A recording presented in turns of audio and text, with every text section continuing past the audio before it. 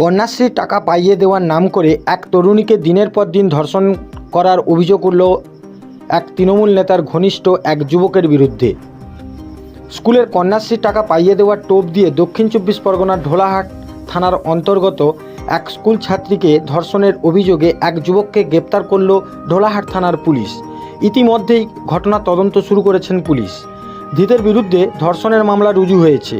ধৃতকে সোমবার আদালতে পেশ করা হলে বিচারক 4 দিনের পুলিশি হেফাজতের নির্দেশ দেন।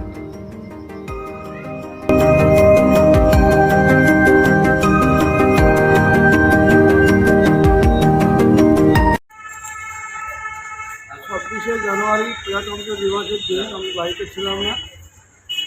আমার মেয়েকে শিক্ষার্থী মেয়ে মহিলাদের দ্বারা বিভিন্নভাবে ফোন আসতো, একটু জোরে বলে বিভিন্ন রকম মেয়েদের দ্বারা ফোন এসে তার মোবাইল ঝোলাই করে ওই দিনকার আমার মেয়ের স্কুলতে ফেরার পর ওকে ফোনের মাধ্যমে ডেকে নিয়ে চলে যায়।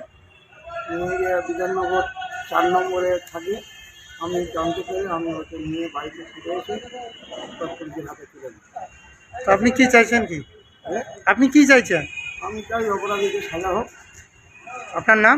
আমার নাম তারাশঙ্কর রায়, গ্রাম গোটবাড়িয়া, হাজরাঙ্গিবাদ। আজকের ঢোলাহাট থানার পুলিশ নাজমুল হোসেন মোল্লা নামে একজনকে গ্রেপ্তার করে কাকদ্বীপ আদালতে পাঠিয়েছে। মূলত এই নাজমুল হোসেন মোল্লা একটি নাবালিকা মেয়েকে কন্যাশ্রী পাইয়ে দেওয়ার নাম করে ডায়মন্ড হারবারে নিয়ে যায়। সেখানে তাকে নিয়ে গিয়ে তার ইচ্ছার বিরুদ্ধে তাকে ধর্ষণ করে এবং তার গোপন ভিডিও তুলে রাখে এবং পরবর্তী সময়ে ঢোলাহাটের একটি হোটেলে নিয়ে যায়। নিয়ে গিয়ে আরও এই আসামির 2 বন্ধুকে সেই মেয়েটির সঙ্গে জোরপূর্বক শারীরিক সম্পর্ক করায় এবং মেয়েটি যাতে বলে না দেয় পরবর্তী সময়ে তাকে নাকি বিষও খাইয়ে দিয়েছিল। মেয়েটির বাবা ঢোলাহাট থানায় অভিযোগ করার পরে ঢোলাহাট থানা আধিকারিক ভারতীয় দণ্ডবিধি আইনের ধর্ষণের বিভিন্ন ধারায় মামলা শুরু করে এবং তার সঙ্গে পক্সো 6 ধারায় মামলা শুরু করে আসামিকে গ্রেপ্তার করে আজকে কাকদ্বীপ আদালতে পাঠিয়েছে। আমার নাম সব্যসাচী দাস, অ্যাডভোকেট, কাকদ্বীপ। ঢোলাহাট থেকে নিউ আর বাংলার রিপোর্ট।